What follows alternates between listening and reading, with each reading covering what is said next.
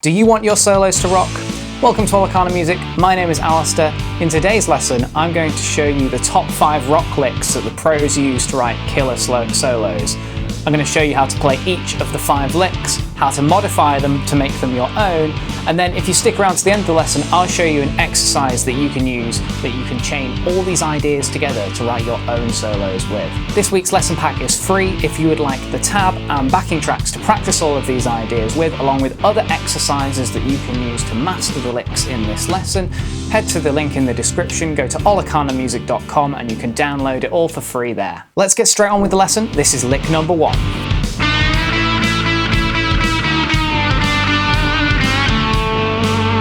I'm kind of breaking my own rules right from the beginning because this isn't really a lick, but you can't have a rock solo without string bending. String bending is a quintessential feature of rock improvisation, and if you want your solo to sound authentic, it's really important that you feature this technique throughout it. When you think of classic rock solos like Freebird or Hotel California or Sweet Child of Mine, all these solos maintain a sense of melody throughout, and they do this using string bends. String bends are a great way to maintain melody in your solo whilst also retaining that aggressive quality that is part of the classic rock sound. So let's look at a couple of string bending phrases that you can use in your own solos. The string bend that is most evocative of the rock genre to me is when you take the 5th of the minor pentatonic scale and you bend it up a tone. So if you take your minor pentatonic scale, we'll do it in A, so the 5th fret of the low E string, your E minor shape box 1, that's probably the first one you ever learned. If you take the 7th fret on the G string, this is the 5th of our minor pentatonic scale, and you're just going to bend it up a tone. This has been the opening sound to many a rock solo, and it really is just because it sounds good.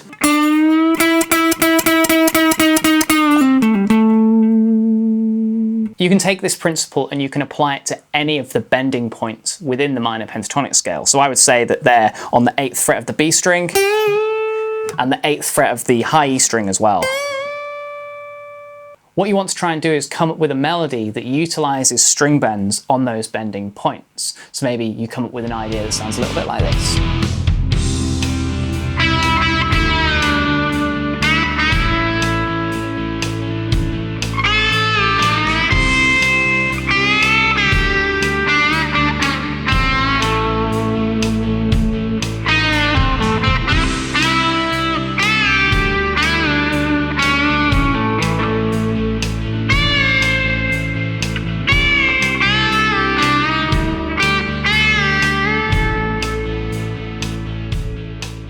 We can't really move on from string bending without talking about unison bends. This is when you play a double stop, but you bend the lower string to match the pitch of the higher string. So maybe you get something like this. So I'm bending the 7th fret of the G string, and I'm playing the 5th fret of the B string at the same time, but then bending the G string up a tone so it matches the pitch of the B string.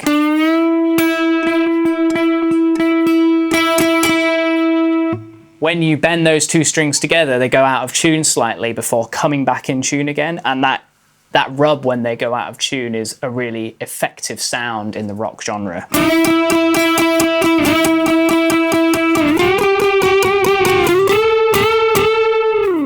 You can also do this on the high E and the B strings. These are unison bends and they're prolific throughout rock solos. A good solo needs a hook to latch onto, that's a motif. If you want to learn more about why motifs are important, check out my lesson on phrasing up here. But before you watch that video, let's go on to lick 2.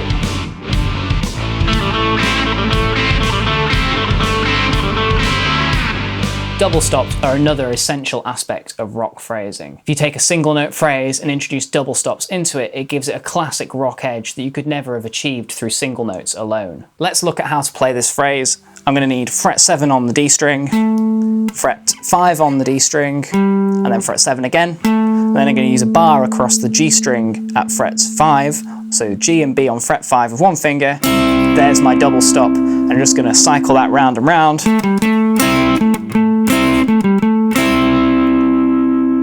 And that's the phrase. You can, however, just mix and match this. So if you take a couple of single notes on the D string, and you can also, introduce double stops at fret 7, the B string. You could create other riffs that just kind of mess around with this idea.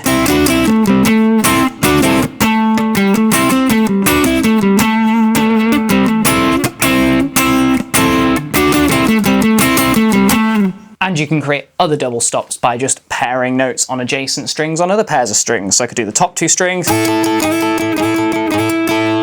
There's like the Johnny B. Good style lick, right? There's just the minor pentatonic scale played with double stops.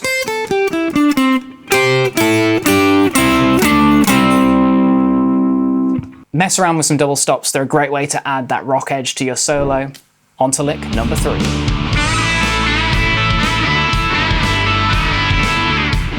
Lick 3 is all about looping ideas. Looping ideas are a classic feature of rock soloing. It would be pretty difficult to put together a list of guitar players who use it because there are that many. It's just so prominent throughout the genre. However, to name a few good examples, people like Jimmy Page, Slash, Stevie Ray Vaughan, all these guys are using cyclical licks in their solos, so let's steal some of their ideas. This phrase takes the 7th fret on the G string. We're going to bend it up a tone like we did in our first lick, but then we're going to bar the top 2 strings, so fret 5 on the B string and the high E string.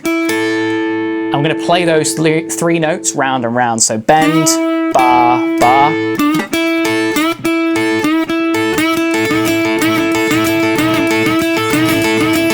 And there's a classic cyclical rock lick. You can modify that lick in a few ways. One of my favorite ways to modify it is to add 2 notes into it to make it a 5-note phrase that you then play as pentuplets, which is groupings of 5 notes per beat. That would sound something like this. Those groupings of 5 notes against a measure of 4 sound really good in my opinion. You could also just sort of drop the top note and you get another Chuck Berry kind of lick. Also sounds really good, really rock. The minor pentatonic scale is the alphabet of the rock language. If you approach it melody first, it's always going to sound musical. But what if you want to sound a little more shreddy? Instead of just playing the scale up and down, lots of guitar players will break the minor pentatonic scale up into sequences that loop on themselves. And this creates like a micro melody that the listener can latch onto and follow as you descend through the scale. The most common example in the rock vernacular that I can think of is groups of 3. So you take your minor pentatonic scale and rather than just going, which is not very interesting, we're going to move it into groups of 3. So I'm going to play 3 notes from the scale, and then I'm going to go back to the next note in the scale, which is here now, and I'm going to do another group of 3, and then next note in the scale, group of 3, and then next note in the scale, group of 3, next note in the scale, group of 3, and so on.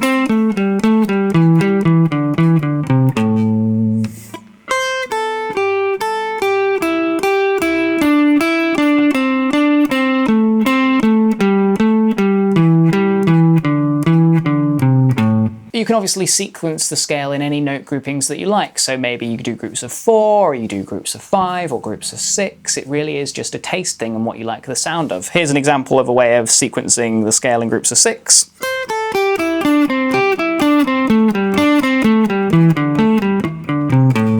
Other options are to come up with your own sequences, repeating phrases that you can use to descend or ascend through the scale with, or if you want to be really fancy, you could try mixing sequences together. So you could be like, I'm going to do a group of 3, and then a group of 5, and then I'm going to do a group of 3, and then a group of 4. And that'll be really wacky and really interesting to listen to and create a really slippery sound. Guthrie Govan does this quite a lot in his playing. I'm not going to try and copy him because he plays way better than I do. But yeah, if you want to hear that kind of thing in action, go listen to Guthrie. He's a great player. Here's an example that mixes 2 different kinds of groupings of 3.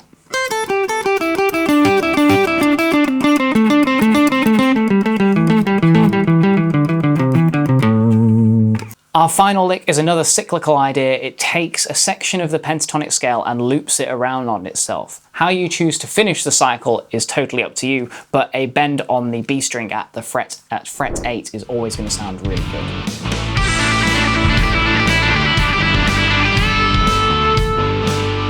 To play this lick, what you're going to do is you're going to anchor your first finger on fret 5 of the B string. You're then going to play fret 8 of the B string with either your little finger or your third finger. You're going to play it and pull off. And and then you're going to do fret 7 on the G string, and then you're just going to go round like that. So pick fret 8, pull off, fret 7 on the G string.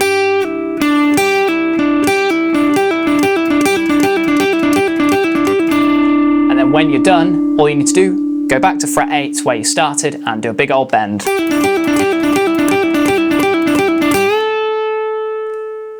You can take this principle and apply it to any pentatonic sequence you like. Zach Wilde really likes this sequence of 4s.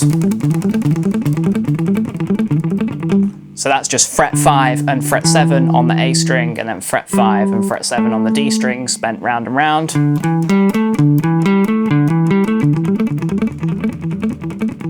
Added a palm mute to kind of give it a percussive effect.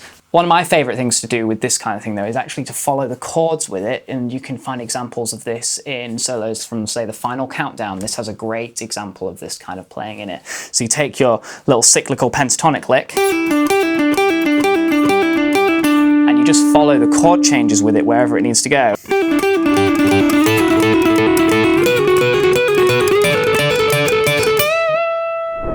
Our super simple exercise is going to be this. What you're going to do is you're going to learn the 5 licks that we talked about today, and then you're going to put them into a random order. So maybe you go lick 5, lick 1, lick 2, lick 3, lick 4.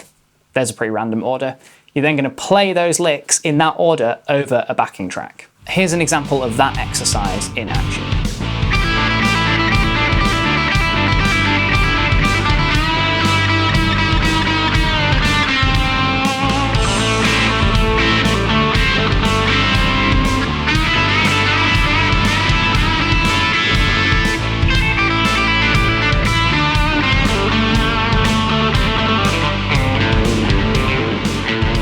That solo doesn't get 10 out of 10 for musicality, but it's really useful exercise because what it does is it forces you to use the vocabulary that you've learned. By forcing yourself to use the vocabulary, it will start to integrate itself into your playing till eventually it becomes an organic feature of how you play. In the free lesson pack for this lesson in the description, you can find a backing track that you can use to practice these concepts over with. Spend some time with each phrase, get really used to playing it over a backing track, and once you're used to the phrases in their sort of stock form, then you can try experimenting with them to turn them into something new, to make them your own. If you want more exercises to help you integrate the ideas from these licks into your own playing, they are also in the lesson pack below, so make sure you check that out in the description. Thanks for watching this week's lesson. If you learned something new, please leave the video a like and share the video with any guitar players that you think might find it helpful. If you've got any questions, leave them in the comments, and I'll see you for our lesson next Saturday.